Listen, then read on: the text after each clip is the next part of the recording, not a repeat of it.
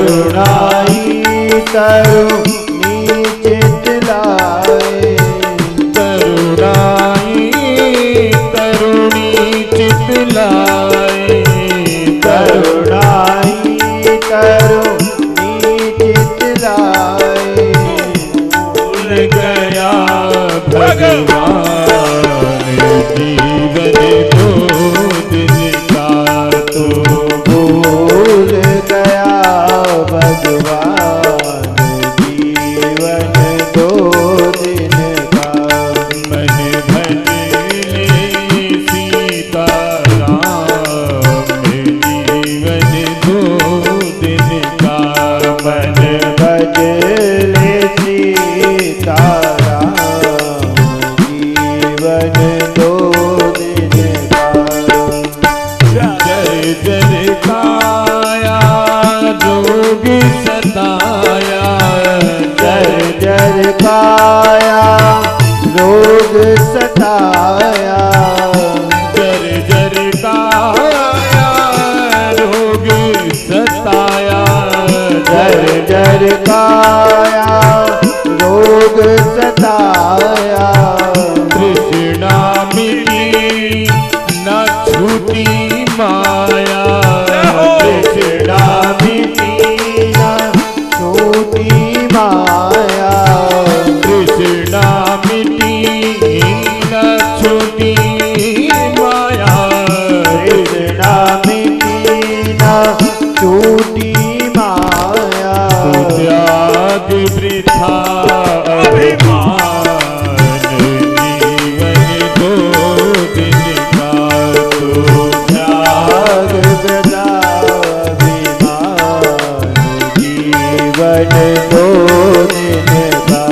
मन भजले सीताराम जीवन दो दिन का, मन भजले सीताराम जीवन दो दिन का।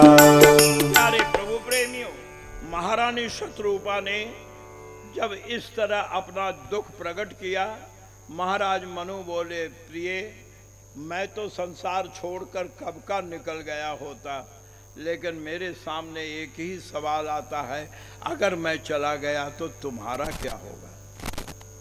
बस तुम्हें सोचकर रुक रहा हूं। शत्रुपा ने कहा, ये देखो मेरा विवाह क्या महल से हुआ है? मेरा विवाह तो आपसे हुआ है। जब आप महल छोड़कर जाएंगे तो इस ईंटे चूने पत्थर से मेरा क्या काम है? प्यारे भाइयों, एक बात ध्यान दीजिए, दो राजा जंगल गए भगवत प्राप्ति के लिए, एक पश्चिम का राजा, एक पूरब का राजा। कश्मीर का राजा सत्यकेतु वो भी जंगल गया भजन करने, पर उसके घर रावण पैदा हुआ।